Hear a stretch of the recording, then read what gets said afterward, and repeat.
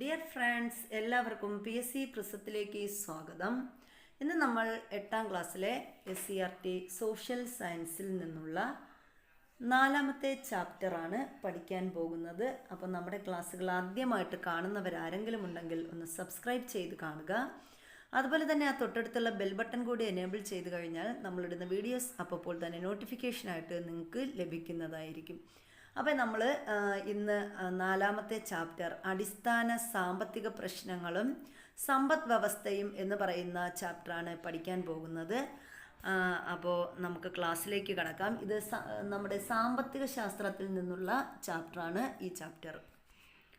അപ്പം നമുക്ക് നോക്കാം. അപ്പോൾ ഇവിടെ കുറച്ച് കുട്ടികൾ തമ്മിലുള്ള ഒരു സംഭാഷണമാണ് ഫസ്റ്റ് തന്നിരിക്കുന്നത്. കൂട്ടുകാരായ ആദിയും ജോബും ആഷ്നയും തങ്ങളുടെ ആവശ്യങ്ങളെക്കുറിച്ചുള്ള ചർച്ചയിലാണ്. അപ്പോൾ ആഷ്ന പറയുന്നു, ഇന്നലെ ടീച്ചർ പറഞ്ഞ പ്രോജക്റ്റിനാവശ്യമായ സാധനങ്ങൾ വാങ്ങിയോ? അപ്പോൾ ഇവിടെ നിങ്ങൾ പറഞ്ഞതെല്ലാം എനിക്കും വേണം. ഇവ കൂടാതെ വലുതാകുമ്പോൾ എനിക്ക് സ്വന്തമായി വീട്, ഫോൺ, കാർ, അങ്ങനെ ഒരുപാട്. പക്ഷേ ഈ സാധനങ്ങൾ മാത്രം മതിയോ? ചില സേവനങ്ങളും നമുക്ക് ആവശ്യമില്ലേ? വീട്ടിലേക്ക് ആവശ്യമായ സാധനങ്ങൾ വാങ്ങാനുള്ളത് കൊണ്ട് എല്ലാം ഞാൻ വാങ്ങാൻ കഴിഞ്ഞില്ല. രാവിലെ എഴുന്നേൽക്കുന്നത് മുതൽ ഉറങ്ങുന്നത് വരെ എന്തെല്ലാം ആവശ്യങ്ങളാണ് നമുക്കുള്ളത്. പേസ്റ്റ്, ബ്രഷ്, സോപ്പ്, ഭക്ഷണം, വസ്ത്രം, ചെരുപ്പ്, മരുന്ന്, ഇങ്ങനെ എന്തെല്ലാം. ശരിയാ, നമ്മെ പഠിപ്പിക്കുന്ന അധ്യാപകരുടെയും ചികിത്സിക്കുന്ന ഡോക്ടർമാരുടെയും പോലെ വിവിധ സേവനങ്ങളും നമുക്ക് ആവശ്യമാണ്. അപ്പോൾ ഇവിടെ കുറച്ച് കുട്ടികളുടെ ആവശ്യങ്ങൾ, അവർക്ക് ആവശ്യമായ സാധനങ്ങൾ, ഇനി നമുക്ക് വേണ്ട സേവനങ്ങൾ, ഇതൊക്കെയാണ് ഈ ഒരു ചർച്ചയിലൂടെ കുട്ടികൾ പറയുന്നത്. അപ്പം ദൈനംദിന ജീവിതത്തിൻ്റെ ഭാഗമായി നമുക്ക് എല്ലാവർക്കുമില്ലേ ഇത്തരം ആവശ്യങ്ങൾ? എങ്ങനെയാണ് നമ്മുടെ ആവശ്യങ്ങൾ നിറവേറ്റപ്പെടുന്നത്? വിവിധ തരം സാധനങ്ങളുടെയും സേവനങ്ങളുടെയും ശരിയായ ഉപയോഗത്തിലൂടെയാണ് ആവശ്യങ്ങൾ നിറവേറ്റപ്പെടുന്നത്. അപ്പം നമുക്കറിയാം നമ്മുടെ ആവശ്യങ്ങൾ എങ്ങനെയാണ് നിറവേറ്റപ്പെടുന്നത്. നമുക്കിപ്പോൾ കുളിക്കണം. അപ്പോൾ കുളിക്കണമെങ്കിൽ എന്താവശ്യമുണ്ട്? സോപ്പ്, വെള്ളം, ഇതൊക്കെ ആവശ്യമുണ്ട്. അപ്പം നമുക്ക് ഇതുപോലെ വിവിധ തരം സാധനങ്ങളുടെയും സേവനങ്ങളുടെയും ശരിയായ ഉപയോഗത്തിലൂടെയാണ് ആവശ്യങ്ങൾ നിറവേറ്റപ്പെടുന്നത്. ഭക്ഷണം, വസ്ത്രം, പാർപ്പിടം എന്നിങ്ങനെ ജീവിതത്തിൻ്റെ നിലനിൽപ്പിന് ഒഴിച്ചുകൂടാനാവാത്ത ആവശ്യങ്ങളെ അടിസ്ഥാന ആവശ്യങ്ങൾ എന്ന് പറയാം. അപ്പോൾ എന്താണ് ബേസിക് നീഡ്സ് അല്ലെങ്കിൽ അടിസ്ഥാന ആവശ്യങ്ങൾ എന്നാൽ എന്ത് എന്ന് ചോദിച്ചാൽ നമുക്ക് പറയാം, ഭക്ഷണം, വസ്ത്രം, പാർപ്പിടം എന്നിങ്ങനെ ജീവിതത്തിൻ്റെ നിലനിൽപ്പിന് ഒഴിച്ചുകൂടാനാവാത്ത ആവശ്യങ്ങളെ എന്തെന്നാ പറയുന്നത്? അടിസ്ഥാന ആവശ്യങ്ങൾ എന്നാണ് പറയുന്നത്. എന്നാൽ നാം നിത്യജീവിതത്തിൽ ഉപയോഗിക്കുന്ന എല്ലാ സാധനങ്ങളും സേവനങ്ങളും അടിസ്ഥാന ആവശ്യങ്ങളെ തൃപ്തിപ്പെടുത്താൻ മാത്രമായി ഉപയോഗിക്കുന്നവയാണോ? അപ്പം നമ്മൾ നിരന്തരം ഉപയോഗിക്കുന്ന വസ്തുക്കൾ അടിസ്ഥാന ആവശ്യങ്ങളെ മാത്രം തൃപ്തിപ്പെടുത്താൻ ഉപയോഗിക്കുന്നത് അല്ല. നമ്മുടെ ജീവിതത്തിൻ്റെ കൂടുതൽ സുഖകരവും സന്തോഷകരവുമായ ചില ആവശ്യങ്ങളുണ്ട്. ഈ ആവശ്യങ്ങളെ സന്തോഷദായക ആവശ്യങ്ങളെന്ന് പറയുന്നു. അപ്പം നമുക്ക് ചില സുഖകരമായ അല്ലെങ്കിൽ സന്തോഷകരമായ ആവശ്യങ്ങളുണ്ട്. അത്തരം ആവശ്യങ്ങളെ നമ്മൾ എന്തെന്ന് പറയുന്നു? സന്തോഷകരമായ അല്ലെങ്കിൽ സന്തോഷദായക ആവശ്യങ്ങളെന്നാണ് നമ്മളിതിനെ പറയുന്നത്. ഇനി ആഡംബര കാറുകൾ, വിലപിടിപ്പുള്ള ആഭരണങ്ങൾ, ഉയർന്ന മൂല്യമുള്ള വസ്ത്രങ്ങൾ എന്നിവയുടെ എല്ലാം ഉപയോഗം ഇതിനുദാഹരണമാണ്. അപ്പം ഇതുപോലെ തിരിച്ച് നമുക്ക് ചോദിക്കും ചിലപ്പോൾ നമ്മുടെ അവശ്യ സാധനങ്ങൾ, അടിസ്ഥാന ആവശ്യങ്ങൾ എന്തൊക്കെ, അതല്ലെങ്കിൽ അടിസ്ഥാന ആവശ്യത്തിൽ ഉൾപ്പെടാത്തത് ഏത്, അതല്ലെങ്കിൽ ഇതിലേതാണ് സന്തോഷദായക ആവശ്യങ്ങൾ എന്ന് പറയുന്നത് എന്നൊക്കെ ചോദിക്കാം. അപ്പം നമ്മൾ ഓർക്കുക, സന്തോഷദായക ആവശ്യത്തിൽ വരുന്നതാണ് നമുക്ക് ആഡംബര കാറുകൾ, വിലപിടിപ്പുള്ള ആഭരണങ്ങൾ, ഉയർന്ന മൂല്യമുള്ള വസ്ത്രങ്ങൾ. ഇതൊക്കെ നമ്മുടെ സന്തോഷദായക ആവശ്യങ്ങളാണ്. ജീവിതത്തിലെ അടിസ്ഥാന ആവശ്യങ്ങളും സന്തോഷദായക ആവശ്യങ്ങളും കണ്ടെത്തി പട്ടികപ്പെടുത്താൻ പറഞ്ഞിട്ടുണ്ട്. അപ്പം നമുക്കിപ്പോൾ പറയാം, നമ്മുടെ അടിസ്ഥാന ആവശ്യങ്ങൾ എന്ന് പറയുന്നത് ആഹാരം, വസ്ത്രം, പാർപ്പിടം, കുടിവെള്ളം, നമ്മുടെ ശുചിത്വം, പിന്നെ ആരോഗ്യം, ഇതൊക്കെ നമ്മുടെ എന്താണ് അടിസ്ഥാന ആവശ്യങ്ങളിൽ വരുന്നതാണ്. വിദ്യാഭ്യാസം, ഇതൊക്കെ അടിസ്ഥാന ആവശ്യങ്ങളാണ്. ഇനി സന്തോഷദായക ആവശ്യങ്ങളിൽ എന്തൊക്കെ വരും? ഈ പറഞ്ഞതുപോലെ വിലപിടിപ്പുള്ള വസ്ത്രങ്ങൾ, ആഡംബര വസ്തുക്കൾ, അങ്ങനെ വരുന്നതെല്ലാം, വിലപിടിപ്പുള്ള മറ്റ് ആഹാര സാധനങ്ങൾ, ഇതൊക്കെ എന്താണ്? നമ്മുടെ സന്തോഷദായക ആവശ്യങ്ങളിൽ വരുന്നതാണ്. നിത്യജീവിതത്തിലെ അടിസ്ഥാന ആവശ്യങ്ങളും സന്തോഷദായക ആവശ്യങ്ങളും നാം ചർച്ച ചെയ്തു. ഈ ആവശ്യങ്ങൾക്ക് എന്തെങ്കിലും പൊതുവായ സവിശേഷതകളുണ്ടോ? അപ്പോൾ ആവശ്യങ്ങൾക്ക് എന്തെങ്കിലും പൊതുവായ സവിശേഷത, നമ്മൾ ഈ പറഞ്ഞ രണ്ട് ആവശ്യങ്ങൾക്ക്, ഒന്ന് അടിസ്ഥാന ആവശ്യങ്ങൾ, മറ്റൊന്ന് സന്തോഷദായക ആവശ്യങ്ങൾ. അപ്പോൾ ഈ രണ്ട് ആവശ്യങ്ങൾക്ക് ഉള്ള പൊതുവായ സവിശേഷതകളെക്കുറിച്ചാണ് നമ്മൾ ഇനി പറയാൻ പോകുന്നത്. എന്തൊക്കെയാണെന്ന് നോക്കാം. ആവശ്യങ്ങളുടെ സവിശേഷതകൾ. മനുഷ്യൻ്റെ ആവശ്യങ്ങൾ വൈവിധ്യവും എണ്ണമറ്റതുമാണ്. അപ്പോൾ മനുഷ്യൻ്റെ ആവശ്യങ്ങൾ എന്ന് പറയുന്നത് എന്താണ്? അത് വൈവിധ്യമാണ്, അതുപോലെ തന്നെ അത് എണ്ണമറ്റതാണ്. അപ്പോൾ മനുഷ്യൻ്റെ ആവശ്യങ്ങൾ നമ്മൾ ചോദിക്കുകയാണെങ്കിൽ പറയാം, മനുഷ്യൻ്റെ ആവശ്യങ്ങൾ വൈവിധ്യവും എണ്ണമറ്റതുമാണ്. ചില ആവശ്യങ്ങൾ ഒറ്റയ്ക്കും മറ്റു ചിലത് കൂട്ടായ പരിശ്രമത്തിലൂടെയും നിറവേറ്റാൻ കഴിയുന്നവയാണ്.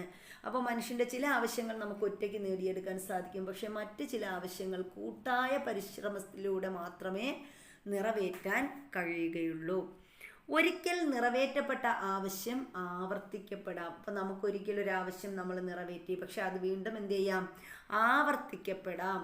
സമയം, സ്ഥലം, വ്യക്തികൾ എന്നിവയ്ക്കനുസരിച്ച് ആവശ്യങ്ങൾ വ്യത്യസ്തമായിരിക്കും. അപ്പോൾ സമയം, സ്ഥലം, വ്യക്തികൾ എന്നിവയ്ക്കനുസരിച്ച് ആവശ്യങ്ങൾ വ്യത്യസ്തമായിരിക്കും.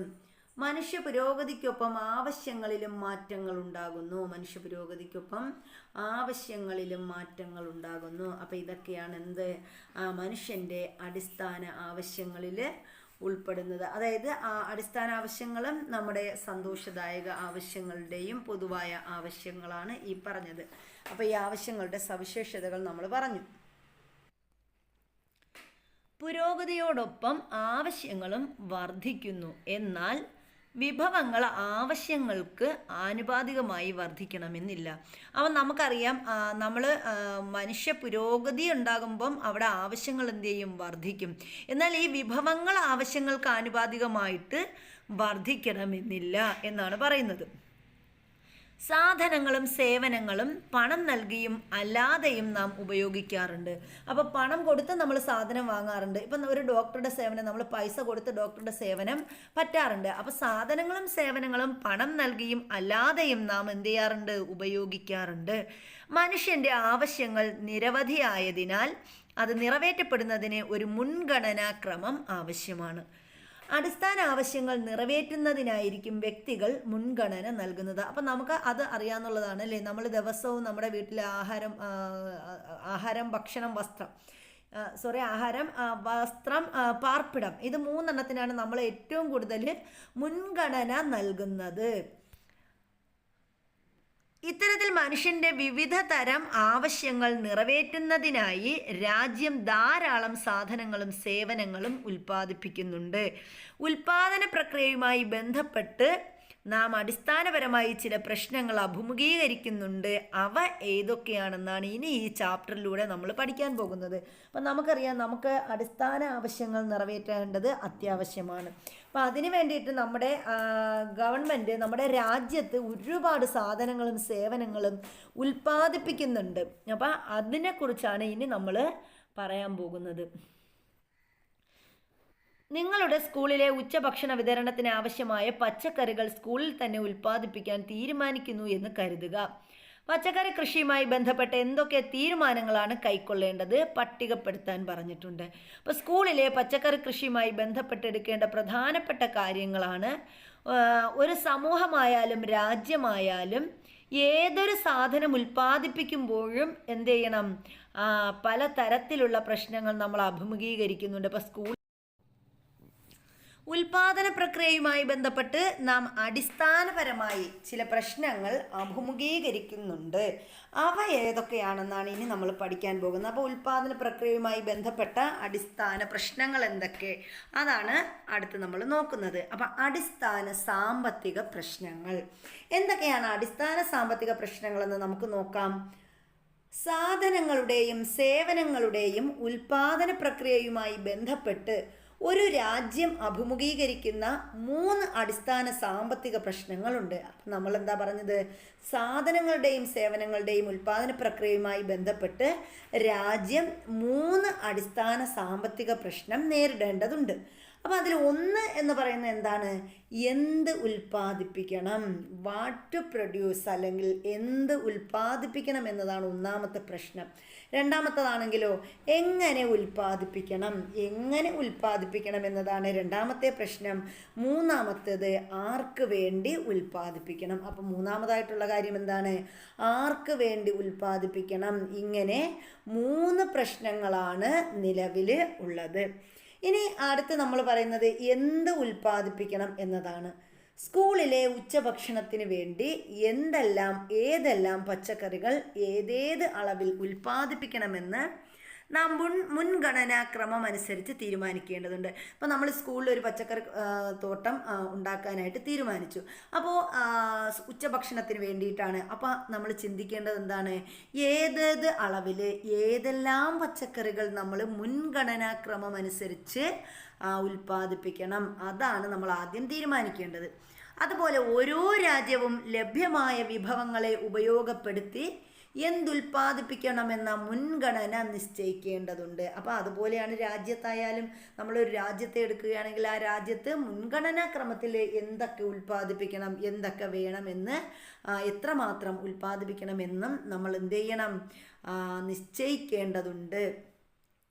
എന്ത് ഉൽപ്പാദിപ്പിക്കണം എന്ന് തീരുമാനിച്ചാൽ അത് എത്രമാത്രം ഉൽപ്പാദിപ്പിക്കണമെന്നതും പ്രസക്തമാണ്. അപ്പം നമ്മൾ ഏതെങ്കിലും ഒരു പച്ചക്കറി ഉൽപ്പാദിപ്പിക്കാൻ തീരുമാനിച്ചു, എന്നാൽ അത് എത്രമാത്രം അളവിൽ നമ്മൾ ഉൽപ്പാദിപ്പിക്കണം എന്നതും എന്താണ്?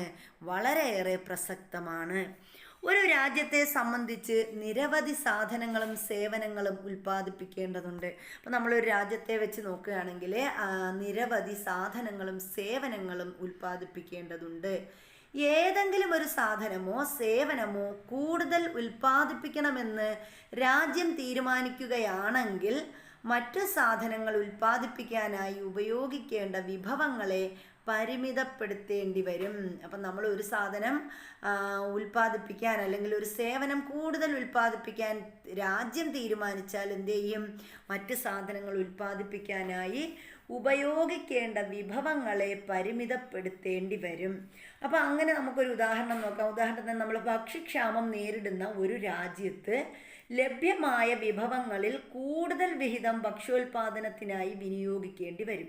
അപ്പോൾ നമ്മൾ എവിടെയെങ്കിലും ഭക്ഷ്യക്ഷാമം നേരിടുകയാണ്. അപ്പോൾ ആ ഒരു രാജ്യത്ത് അവർക്ക് ലഭ്യമായ വിഭവങ്ങളിൽ കൂടുതൽ വിഹിതം എന്ത് ചെയ്യേണ്ടി വരും? ഭക്ഷ്യോൽപാദനത്തിനായി വിനിയോഗിക്കേണ്ടി വരും. അതുപോലെ വ്യാവസായിക ഉൽപ്പന്നങ്ങൾ നിർമ്മിക്കാൻ തീരുമാനിച്ചാൽ ഏതെല്ലാം വ്യാവസായിക ഉൽപ്പന്നങ്ങൾ നിർമ്മിക്കാൻ നമ്മൾ ഒരു വ്യാവസായിക ഉൽപ്പന്നം നിർമ്മിക്കാൻ നമ്മൾ തീരുമാനിച്ചു. അപ്പോൾ ആ സമയത്ത് നമ്മൾ ചിന്തിക്കേണ്ടത് എന്താണ്? ഏതെല്ലാം വ്യവസായങ്ങളാണ് തുടങ്ങേണ്ടത്. അപ്പം നമ്മൾ എങ്ങനെയുള്ള വ്യവസായം തുടങ്ങണമെന്ന് ആദ്യം നിശ്ചയിക്കണം. എത്ര യൂണിറ്റുകൾ ആരംഭിക്കണം, വ്യവസായം ഏത് വ്യവസായമാണ് ചെയ്യേണ്ടത് എന്ന് ആദ്യം നമ്മളൊരു തീരുമാനമെടുത്തു. പിന്നെ എന്ത് ചെയ്യണം? എത്ര യൂണിറ്റുകൾ ആരംഭിക്കണം, ആ ഒരു വ്യവസായം ചെയ്താൽ അതിൻ്റെ എത്ര യൂണിറ്റ് നമ്മൾ ആരംഭിക്കണം എന്ന ഒരു തീരുമാനത്തിലെത്തണം. സമൂഹത്തിൻ്റെ ആവശ്യങ്ങളും രാജ്യത്ത് ഉൽപ്പാദിപ്പിക്കുന്ന ഉൽപ്പന്നങ്ങളുടെ അളവും തമ്മിൽ ഒരു സന്തുലിതാവസ്ഥ കൈവരിക്കുന്നതിന് വേണ്ടിയാണ് രാജ്യം ഇത്തരം തീരുമാനങ്ങൾ എടുക്കുന്നത്. അപ്പം നമ്മൾ എന്ത് ചെയ്യണം? സമൂഹത്തിൻ്റെ ആവശ്യങ്ങളും രാജ്യത്ത് ഉൽപ്പാദിപ്പിക്കുന്ന ഉൽപ്പന്നങ്ങളുടെ അളവും തമ്മിൽ ഒരു സന്തുലിതാവസ്ഥ കൈവരിക്കുന്നതിന് വേണ്ടിയാണ് എന്ത് ചെയ്യുന്നത്? ഇത്തരം തീരുമാനങ്ങൾ എടുക്കുന്നത്. അപ്പോൾ ഇനി ഇവിടെ ഒരു ക്വസ്റ്റ്യൻ ചോദിച്ചിട്ടാണ്, നിങ്ങളുടെ ആവശ്യങ്ങൾ നിറവേറ്റപ്പെടുന്ന തരത്തിലുള്ള എന്തെല്ലാം ഉൽപ്പന്നങ്ങളാണ് നിങ്ങളുടെ പ്രദേശത്ത് ഉൽപ്പാദിപ്പിക്കപ്പെടുന്നത്? അവ നിങ്ങളുടെ ഉപയോഗത്തിന് പര്യാപ്തമാണോ എന്നുകൂടി ചോദിച്ചിട്ടുണ്ട്. എന്തെല്ലാം സാധനങ്ങളും സേവനങ്ങളുമാണ് ഉൽപ്പാദിപ്പിക്കേണ്ടത്? അപ്പോൾ എന്തെല്ലാം സാധനങ്ങളും സേവനങ്ങളുമാണ് ഉൽപ്പാദിപ്പിക്കേണ്ടത്, അത് എത്രമാത്രം ഉൽപ്പാദിപ്പിക്കണം എന്നത് തീരുമാനിക്കപ്പെട്ടാൽ അത് ഏത് രീതിയിൽ ഉൽപ്പാദിപ്പിക്കണം എന്നതാണ് രണ്ടാമത്തെ പ്രസക്തമായ പ്രശ്നം. അപ്പം എന്തെല്ലാം സാധനങ്ങളും സേവനങ്ങളുമാണ് ഉൽപ്പാദിപ്പിക്കേണ്ടതെന്ന് നമ്മൾ തീരുമാനിച്ചു. അപ്പം എന്ത് ഉൽപ്പാദിപ്പിക്കണമെന്ന് തീരുമാനിച്ചു, അത് എത്ര അളവിൽ ഉൽപ്പാദിപ്പിക്കണമെന്ന് തീരുമാനിച്ചു. ഇനി അത് തീരുമാനിച്ചാൽ ഏത് രീതിയിൽ ഉൽപ്പാദിപ്പിക്കണം എന്നതാണ് രണ്ടാമത്തെ പ്രസക്തമായ പ്രശ്നം. അപ്പം എങ്ങനെ ഉൽപ്പാദിപ്പിക്കണം, രണ്ടാമത്തെ പ്രധാനപ്പെട്ട പോയിന്റാണ് എങ്ങനെ ഉൽപ്പാദിപ്പിക്കണം. നൽകിയിട്ടുള്ള ചിത്രങ്ങൾ നിരീക്ഷിക്കുക. ഇപ്പോൾ ഇവിടെ കുറച്ച് ചിത്രം തന്നിട്ടുണ്ട്. ചപ്പാത്തിയുടെ നിർമ്മാണത്തിൽ എന്ത് വ്യത്യാസമാണ് കാണാൻ കഴിയുന്നത്? ഇവിടെ ഏത് ഉൽപാദന ഘടകമാണ് കൂടുതലായി ഉപയോഗിച്ചു വരുന്നത്? അപ്പോൾ ഇവിടെ ചപ്പാത്തി ഉണ്ടാക്കാനായിട്ട് ആളുകൾ നിൽക്കുകയാണ്. അപ്പോൾ ചപ്പാത്തി ഉണ്ടാക്കുന്നതിന് വേണ്ടിയിട്ടുള്ള ഒരു ഉൽപാദക യൂണിറ്റ്, ഒരു വ്യാവസായിക യൂണിറ്റ്, ഇതിലേതാണ് കൂടുതൽ ഉപയോഗിക്കുന്നത്? അപ്പോൾ ഇവിടെ സ്വാഭാവികമായിട്ടും ഇവിടെ നമ്മുടെ മനുഷ്യൻ്റെ പ്രയത്നം എന്ന് പറയുന്നത് കുറവാണ്. ഇവിടെ കൂടുതൽ എന്താണ്, യന്ത്രങ്ങളാണ് ഉപയോഗിച്ചിരിക്കുന്നത്.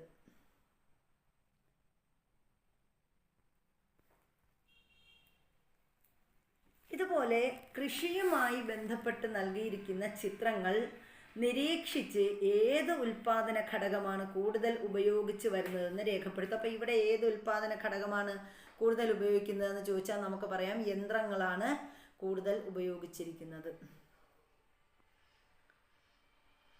അപ്പം ഇവിടെ ഇനി കൃഷിയുമായി ബന്ധപ്പെട്ട രണ്ട് ചിത്രങ്ങൾ ഇവിടെ തന്നിട്ടുണ്ട്. ഇവിടെ കൃഷിയിൽ മനുഷ്യപ്രയത്നം, ഇവിടെ മനുഷ്യരുടെ ഒരു അധ്വാനം ഇവിടെ തന്നിട്ടുണ്ട്. ഇതുപോലെ ട്രാക്ടർ ഉപയോഗിച്ചുള്ള കൃഷി രീതിയും ഇവിടെ തന്നിട്ടുണ്ട്. അപ്പോൾ ഏറ്റവും കൂടുതൽ നമ്മൾ ഉപയോഗിക്കുന്നത് എന്താണ്? യന്ത്രങ്ങളെയാണ് ഉപയോഗിക്കുന്നത്.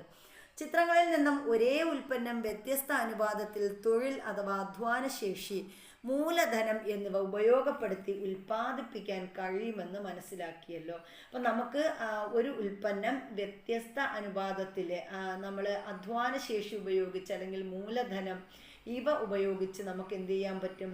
ഉൽപ്പാദിപ്പിക്കാൻ കഴിയുമെന്ന് മനസ്സിലാക്കിയല്ലോ. അപ്പം നമുക്ക് യന്ത്രങ്ങൾ, ഇപ്പം മനുഷ്യൻ്റെ ശേഷി നമ്മൾ ഉപയോഗിക്കും, മനുഷ്യ അധ്വാനവും ഉപയോഗിക്കുന്നുണ്ട്, യന്ത്രങ്ങളുടെ അധ്വാനവും ഉപയോഗിക്കുന്നുണ്ട്. ഏറ്റവും കൂടുതൽ അതിൽ ലാഭം നമുക്ക് ലഭിക്കുന്നത് എവിടെ നിന്നാണ്?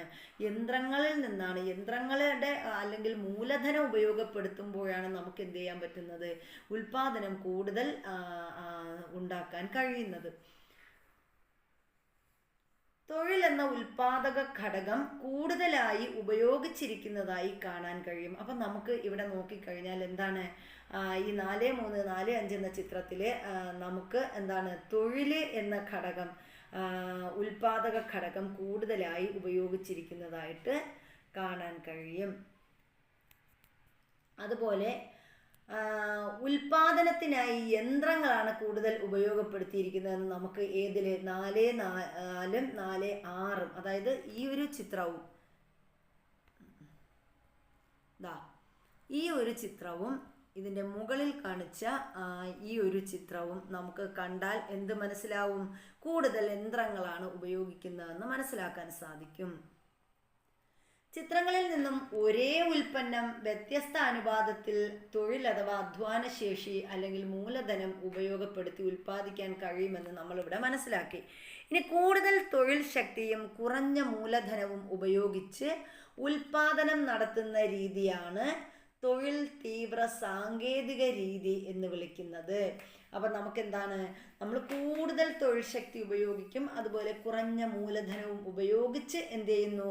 ഉൽപാദനം നടത്തുന്ന രീതി ഉണ്ട്. അതിനെ തൊഴിൽ തീവ്ര സാങ്കേതിക രീതി എന്നാണ് വിളിക്കുന്നത്. അപ്പം എന്താണ് തൊഴിൽ തീവ്ര സാങ്കേതിക രീതി എന്ന് ചോദിക്കാം. അപ്പം നമുക്ക് പറയാം കൂടുതൽ തൊഴിൽ ശക്തിയും കുറഞ്ഞ മൂലധനവും ഉപയോഗിച്ച് ഉൽപാദനം നടത്തുന്ന രീതിയാണ് തൊഴിൽ തീവ്ര സാങ്കേതിക രീതി.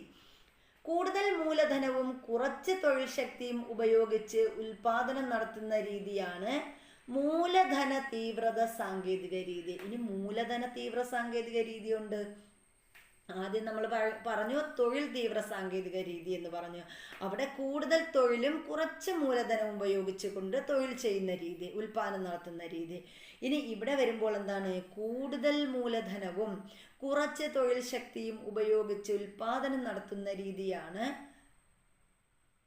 മൂലധന തീവ്ര സാങ്കേതിക രീതി എന്ന് പറയുന്നത്. എങ്ങനെ ഉൽപ്പാദിപ്പിക്കണം എന്നത്, അപ്പം നമ്മളിവിടെ എങ്ങനെ ഉൽപ്പാദിപ്പിക്കണം എന്നത് എന്തുമായിട്ടാണ് പറയുന്നത്? സാങ്കേതിക രീതിയുടെ തിരഞ്ഞെടുപ്പുമായി ബന്ധപ്പെട്ട പ്രശ്നമാണ്. അപ്പോൾ എങ്ങനെ ഉൽപ്പാദിപ്പിക്കണം എന്നത്, നമുക്ക് എങ്ങനെ ഉൽപ്പാദിപ്പിക്കണം എന്ന് പറഞ്ഞാൽ അവിടെ എന്താണ്? സാങ്കേതിക രീതിയുടെ തിരഞ്ഞെടുപ്പുമായി ബന്ധപ്പെട്ട പ്രശ്നമാണ്. അപ്പോൾ ഏത് സാങ്കേതിക രീതിയാണ് സ്വീകരിക്കേണ്ടത്? ആ പ്രദേശത്തിൽ ലഭ്യമായ വിഭവങ്ങളെ അടിസ്ഥാനപ്പെടുത്തിയാണ് തീരുമാനിക്കുന്നത്. അപ്പോൾ ഏത് സാങ്കേതിക വിദ്യ നമ്മൾ ഉപയോഗിക്കണമെന്ന് ആ പ്രദേശത്ത് ലഭ്യമായ സാങ്കേതിക രീതി ഉപയോഗിച്ചാണ് നമ്മൾ എന്ത് ചെയ്യേണ്ടത്? അത് തീരുമാനിക്കേണ്ടത്. വിഭവങ്ങളുടെ ലഭ്യതയ്ക്കനുസരിച്ച് ഉൽപാദനത്തിൻ്റെ രീതിയിൽ വ്യത്യാസം ഉണ്ടാകാറുണ്ട്. അപ്പം നമുക്ക് കിട്ടുന്ന വിഭവങ്ങളുടെ ലഭ്യത അനുസരിച്ച് അവിടെ എന്തിൽ വ്യത്യാസം വരും? ഉൽപാദനത്തിൻ്റെ രീതിയിൽ.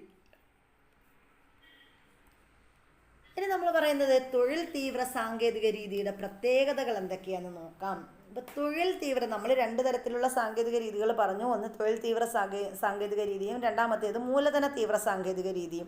പിന്നെ ഇത് രണ്ടും ഉപയോഗിക്കുന്നത് എങ്ങനെയാണ്? നമ്മളിപ്പോൾ മൂലധന സാങ്കേതിക വിദ്യ ഉപയോഗിക്കുകയാണെങ്കിൽ നമ്മുടെ പ്രദേശത്ത് ലഭ്യമായ വിഭവം, ചിലപ്പോൾ നമ്മുടെ പ്രദേശത്ത് ഒരു തൊഴിൽ ചെയ്യാനായിട്ട് ഇപ്പോൾ നിലം കൊയ്യുവാനായിട്ട് നമുക്ക് തൊഴിലാളികളെ ആയിരിക്കും കിട്ടുന്നത്. ചിലപ്പോൾ നമുക്ക് ട്രാക്ടർ കിട്ടും, ചിലപ്പോൾ അത്യാധുനിക രീതിയിലുള്ള ട്രാക്ടർ സൗകര്യം കിട്ടും. അപ്പോൾ ഏത് വിഭവമാണോ ലഭ്യമായത് അത് ഉപയോഗിച്ചാണ് നമ്മൾ എന്ത് ചെയ്യേണ്ടത്? ഈ തീവ്ര സാങ്കേതിക വിദ്യയിൽ നമ്മൾ ഉപയോഗിക്കേണ്ടത്. ഇനി തൊഴിൽ തീവ്ര സാങ്കേതിക വിദ്യയുടെ പ്രത്യേകതയാണ് പറയുന്നത്. ഒന്നാമത്തേത്, കൂടുതൽ തൊഴിലാളികളെ ഉപയോഗപ്പെടുത്തിയുള്ള ഉൽപാദനമാണ് തൊഴിൽ തീവ്ര സാങ്കേതിക വിദ്യ. അപ്പം തൊഴിൽ എന്ന് പറഞ്ഞാൽ മറ്റുള്ളവർക്ക് തൊഴിൽ കൊടുക്കുക. അതിൽ എന്താണ് നമ്മൾ പറയുന്നത്? കൂടുതൽ തൊഴിലാളികളെ ഉപയോഗപ്പെടുത്തിയുള്ള ഉൽപാദനം. അതാണ് എന്ത്? തൊഴിൽ തീവ്ര സാങ്കേതിക വിദ്യയിൽ ഉപയോഗിക്കുന്നത്.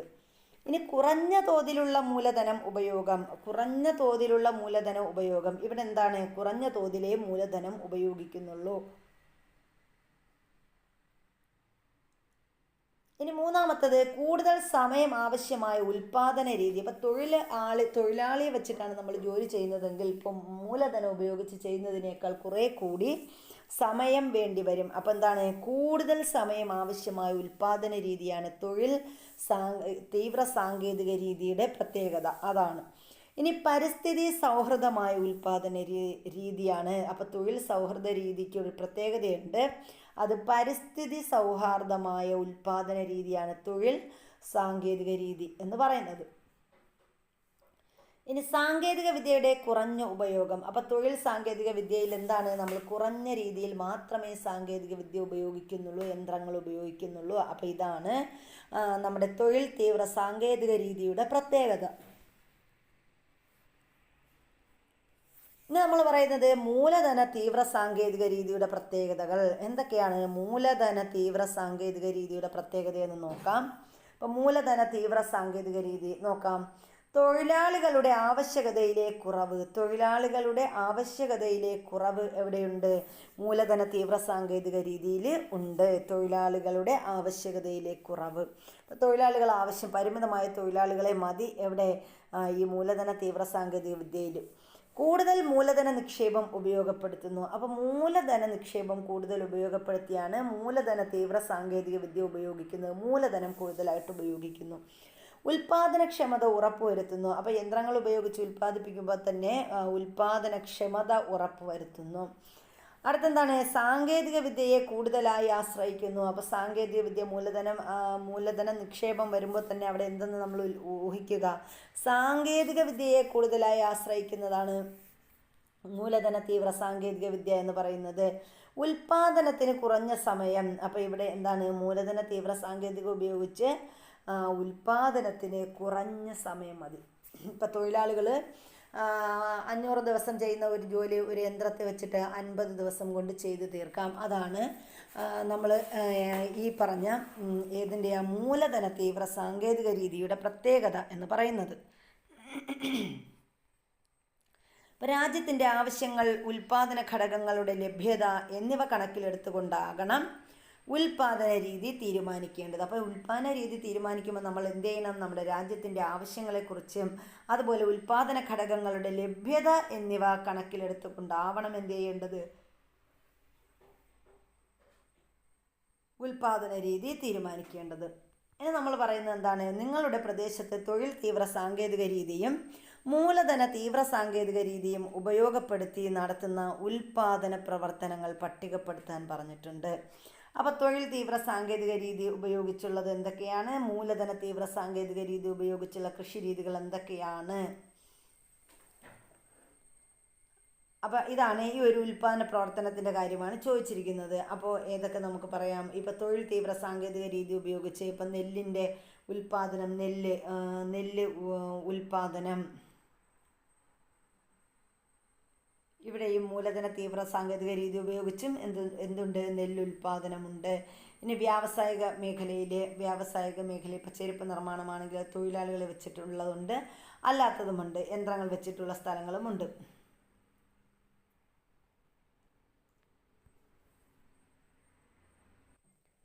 അടുത്ത് നമ്മൾ പറയുന്നത് ആർക്ക് വേണ്ടി ഉൽപ്പാദിപ്പിക്കണം. അപ്പോൾ ഫോർ ഹൂം ടു പ്രൊഡ്യൂസ്, ആർക്ക് വേണ്ടി ഉൽപ്പാദിപ്പിക്കണം.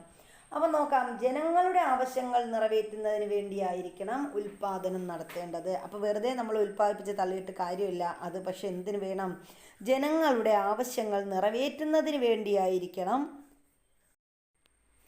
അപ്പോൾ ആർക്ക് വേണ്ടി ഉൽപ്പാദിപ്പിക്കണം? അടുത്ത് നമ്മൾ പറയുന്ന പോയിന്റാണ് ഫോർ ഹൂം ടു പ്രൊഡ്യൂസ്, ആർക്ക് വേണ്ടി ഉൽപ്പാദിപ്പിക്കണം.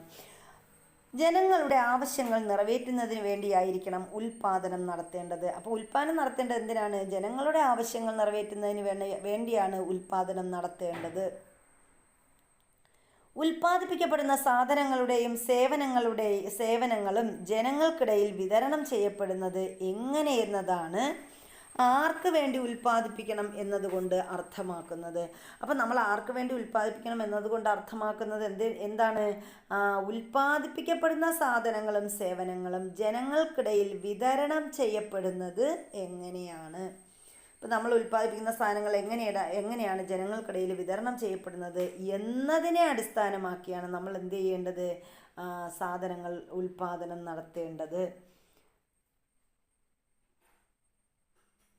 അപ്പോൾ ഈ എങ്ങനെ എന്നതാണ് ആർക്ക് വേണ്ടി ഉൽപ്പാദിപ്പിക്കണം എന്നതുകൊണ്ട് അർത്ഥമാക്കുന്നത്. അപ്പോൾ ആർക്ക് വേണ്ടി ഉൽപ്പാദിപ്പിക്കണം എന്ന് പറഞ്ഞാൽ എന്താണ്? നമ്മൾ ഉൽപ്പാദിപ്പിക്കപ്പെടുന്ന സാധനങ്ങളും സേവനങ്ങളും ജനങ്ങൾക്കിടയിൽ വിതരണം ചെയ്യപ്പെടുന്നത് എങ്ങനെയെന്നതാണ്. നമ്മൾ ഉൽപ്പാദിപ്പിച്ച് ഇപ്പോൾ ഞാനൊരു ഒരുപാട് ഡ്രാഗൺ ഫ്രൂട്ട് ഉണ്ടാക്കി. അപ്പോൾ ഈ ഉൽപ്പാദിപ്പിക്കപ്പെടുന്ന സാധനങ്ങളും സേവനങ്ങളും ജനങ്ങൾക്കിടയിൽ വിതരണം ചെയ്യപ്പെടുന്നത് എങ്ങനെയെന്നതാണ് ആർക്ക് വേണ്ടി ഉൽപ്പാദിപ്പിക്കണം എന്നതുകൊണ്ട് അർത്ഥമാക്കുന്നത്. അപ്പോൾ ഞാൻ ഈ ഡ്രാഗൺ ഫ്രൂട്ട് ഉണ്ടാക്കിയപ്പോൾ അത് നല്ല വിലപിടിപ്പുള്ള സാധനമാണ്. അതുകൊണ്ട് എന്താണ്, നല്ല വിലപിടിപ്പുള്ള സാധനമായതുകൊണ്ട് തന്നെ ഒരുപാട് പേര്, നല്ല ക്യാഷുകാർ മാത്രമാണ് അത് കൂടുതലായിട്ട് വാങ്ങുന്നത്. അപ്പം ഞാൻ ആ ഒരു ഉദ്ദേശം വെച്ചിട്ട് വേണം എന്ത് ചെയ്യേണ്ടത്? ആ ഒരു വിഭവം ഉണ്ടാക്കാൻ. അപ്പോൾ ആർക്ക് വേണ്ടി ഉൽപ്പാദിപ്പിക്കണം എന്നതുകൊണ്ട് അർത്ഥമാക്കുന്നത് ഇതാണ്. ലഭ്യമായ വിഭവങ്ങളെ സമൂഹത്തിലെ എല്ലാവർക്കും പ്രയോജനകരമാം വിധം വിനിയോഗിക്കുന്ന തരത്തിൽ വേണം ഉൽപാദന പ്രവർത്തനങ്ങൾ ആസൂത്രണം ചെയ്യേണ്ടത്. അപ്പോൾ നമ്മളൊരു ഉൽപാദന പ്രവർത്തനം ആസൂത്രണം ചെയ്യണത് എങ്ങനെയായിരിക്കണം? നമുക്ക് ലഭിക്കുന്ന സാധനങ്ങളും സേവനങ്ങളും സമൂഹത്തിലെ എല്ലാ പേർക്കും പ്രയോജനകരമാം വിധം ഉപയോഗിക്കുന്ന തരത്തിൽ വേണം നമ്മൾ എന്ത് ചെയ്യേണ്ടത്? ഉൽപാദന പ്രവർത്തനം ആസൂത്രണം ചെയ്യേണ്ടത്. സാധനങ്ങളും സേവനങ്ങളും ഉൽപ്പാദിപ്പിക്കുന്നത് ഉൽപാദക ഘടകങ്ങളായ ഭൂമി, തൊഴിൽ, മൂലധനം, സംഘാടനം എന്നിവയുടെ ഒരുമിച്ചുള്ള പ്രവർത്തനത്തിലൂടെയാണെന്ന് നിങ്ങൾക്കറിയാമല്ലോ. അപ്പം നമ്മൾ സാധനങ്ങളും സേവനങ്ങളും ഉൽപ്പാദിപ്പിക്കുന്നത് ഉൽപാദക ഘടകങ്ങളായ ഭൂമി, തൊഴിൽ, മൂലധനം, സംഘാടനം എന്നിവയുടെ ഒരുമിച്ചുള്ള പ്രവർത്തനത്തിലൂടെയാണ്. അങ്ങനെയെങ്കിൽ ഉൽപ്പാദിപ്പിച്ച സാധനങ്ങളുടെ മൂല്യം ഉൽപാദന ഘടകങ്ങൾക്ക് അവയുടെ പങ്കിനനുസരിച്ച് വിതരണം ചെയ്യപ്പെടേണ്ടതുണ്ട്. അപ്പം നമ്മൾ അങ്ങനെ ഉൽപാദന ഘടകങ്ങൾ, അതായത് ഭൂമി, തൊഴിൽ, മൂലധനം, സംഘാടനം, ഇവയുടെ ഒരുമിച്ചുള്ള പ്രവർത്തനം കൊണ്ടാണ് നമ്മൾ ഉൽപ്പാദിപ്പിക്കുന്നത്. അങ്ങനെ ഉൽപ്പാദിപ്പിച്ച സാധനങ്ങളുടെ മൂല്യം ഉൽപാദന ഘടകങ്ങൾക്ക് അവയുടെ പങ്കിനനുസരിച്ച് നമ്മൾ എന്ത് ചെയ്യണം? വിതരണം ചെയ്ത് കൊടുക്കണം. ഭൂമിക്ക് പാട്ടമായും അതിന് നമ്മൾ കൊടുക്കുന്ന എന്താണ്? ഭൂമിക്ക് പാട്ടം കൊടുക്കണം, തൊഴിലിന് വേതനം കൊടുക്കണം, മൂലധനത്തിന് പലിശ കൊടുക്കണം, അതുപോലെ സംഘാടനത്തിന് ലാഭകരവും അല്ലെങ്കിൽ ലാഭമായും ഉൽപ്പന്ന മൂല്യം എന്ത് ചെയ്യണം? വിതരണം ചെയ്യേണ്ടതാണ്. അപ്പോൾ അതായത് ഉൽപാദനത്തിൽ നിന്നുള്ള വരുമാനം എങ്ങനെ വിതരണം ചെയ്യപ്പെടുന്നുവെന്നതും പ്രധാനമാണ്. അപ്പം നമ്മൾ എന്ത് ചെയ്യണം? നമുക്ക് ഉൽപാദനത്തിൽ നിന്നുള്ള വരുമാനം എങ്ങനെ നമ്മൾ വിതരണം ചെയ്യണം, അതാണ് ഇവിടെ പ്രധാനപ്പെട്ട കാര്യം എന്ന് പറയുന്നത്. ഇനി ചുവടെ നൽകിയിരിക്കുന്ന ചില സന്ദർഭങ്ങൾ ശ്രദ്ധിക്കൂ. അവ ഏത് അടിസ്ഥാന സാമ്പത്തിക പ്രശ്നവുമായി ബന്ധപ്പെട്ടിരിക്കുന്നുവെന്ന് കണ്ടെത്തി എഴുതാൻ പറഞ്ഞിട്ടുണ്ട്. അപ്പോൾ ഇവിടെ എന്താ പറഞ്ഞിരിക്കുന്നത്? ഉൽപാദന ഘടകങ്ങളും അവയുടെ അവയ്ക്ക് ലഭിക്കുന്ന ആ ഒരു ഇതുമാണ് ഇവിടെ തന്നിരിക്കുന്നത്. അപ്പോൾ എന്തൊക്കെയാണ്? നമ്മൾ നേരത്തെ പറഞ്ഞതുപോലെ തന്നെയാണ് നമ്മൾ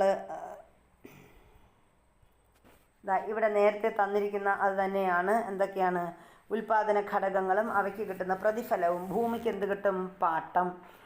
തൊഴിലിനാണെങ്കിലോ വേതനം. മൂലധനം, നമ്മൾ എന്തെങ്കിലും കുറച്ച് യന്ത്രങ്ങൾ വാടകയ്ക്ക് എടുക്കുന്നു, അപ്പോൾ അതിന് നമ്മൾ എന്ത് കൊടുക്കണം? പലിശ. പിന്നെന്താണ്? നമുക്ക് കിട്ടുന്ന സംഘാടനം, അതിനെന്താണ് കിട്ടേണ്ടത്? ലാഭമാണ്. അപ്പോൾ ഇത്രയുമാണ് ഉൽപാദന ഘടകങ്ങളും അവയിലൂടെയുള്ള പ്രധാനപ്പെട്ട ഒരു ഉൽപാദനത്തിൽ നിന്നുള്ള വരുമാനവും എന്ന് പറയുന്നത്.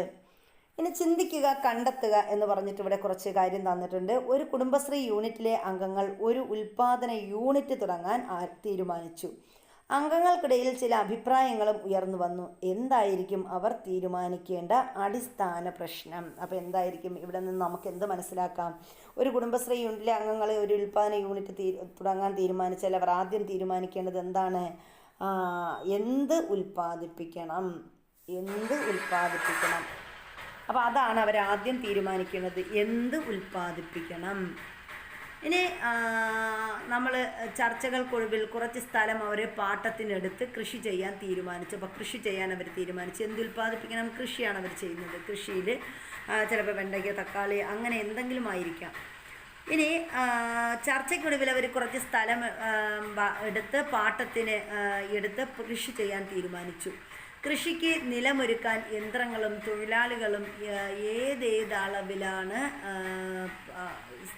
ഏത് അളവിൽ വേണം.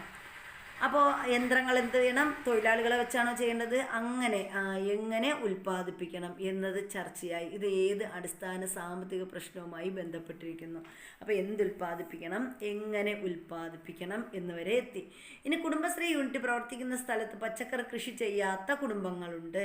അവർക്ക് പച്ചക്കറി ആവശ്യമാണ്. മിച്ചം വരുന്നത് ആവശ്യക്കാർക്ക് വിൽക്കാം എന്ന ലക്ഷ്യവും ഇവർക്കുണ്ട്. കൂടാതെ കൃഷിയിൽ നിന്ന് ലഭിക്കുന്ന ലാഭം അംഗങ്ങൾക്കിടയിൽ വിതരണം ചെയ്യേണ്ടതുണ്ട്. ഇത് ഏത് അടിസ്ഥാന സാമ്പത്തിക പ്രശ്നവുമായി ബന്ധപ്പെട്ടിരിക്കുന്നു എന്ന് ചോദിച്ചാൽ ഏതാണ്?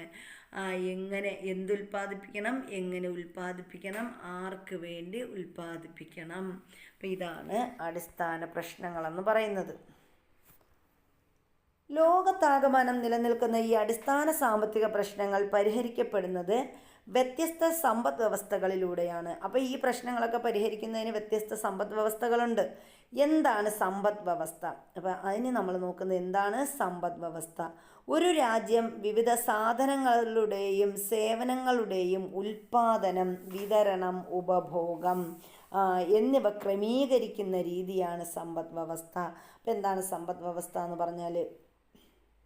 ഒരു രാജ്യം വിവിധ സാധനങ്ങളുടെ സേവനങ്ങളുടെയും ഉൽപ്പാദനം, വിതരണം, ഉപഭോഗം എന്നിവ ക്രമീകരിക്കുന്ന രീതിയാണ് എന്ത്? സമ്പദ് വ്യവസ്ഥ എന്ന് പറയുന്നത്. ലഭ്യമായ വിഭവങ്ങളുടെ ഉപയോഗത്തിലൂടെ മനുഷ്യരുടെ ആവശ്യങ്ങൾ സൃഷ്ടിക്കപ്പെടുത്തുക എന്നതാണ് ഓരോ സമ്പദ് വ്യവസ്ഥയുടെയും ധർമ്മം. അപ്പോൾ ഓരോ സമ്പദ് വ്യവസ്ഥയ്ക്കും ചില പ്രത്യേക ധർമ്മങ്ങളുണ്ട്. ആ ധർമ്മം എന്താണ് എന്ന് ചോദിച്ചാൽ നമുക്ക് പറയാം എന്താണ്? ലഭ്യമായ വിഭവങ്ങളുടെ ഉപയോഗത്തിലൂടെ മനുഷ്യരുടെ ആവശ്യങ്ങൾ തൃപ്തിപ്പെടുത്തുക എന്നതാണ് ഓരോ സമ്പദ് വ്യവസ്ഥയുടെയും ധർമ്മം. അപ്പോൾ ഇത്രയുമാണ് നമ്മൾ ഇന്ന് ഈ ഒരു ക്ലാസ്സിലൂടെ എടുക്കാൻ പോകുന്നത്. ഇനി ബാക്കി ഇതിൻ്റെ രണ്ടാമത്തെ പാർട്ട് അടുത്തൊരു വീഡിയോയിൽ ചെയ്യുന്നതായിരിക്കും. അപ്പോൾ അടുത്തൊരു ക്ലാസ്സിൽ കാണുന്നത് വരെ എല്ലാവർക്കും ഓൾ ദ വെരി ബെസ്റ്റ്. അപ്പോൾ എല്ലാവരും നന്നായി പഠിക്കുക, ആത്മാർത്ഥമായി ശ്രമിക്കുക. എല്ലാവർക്കും ജോലി സർവേശ്വരൻ എത്രയും വേഗം നൽകി അനുഗ്രഹിക്കട്ടെ. Thank you.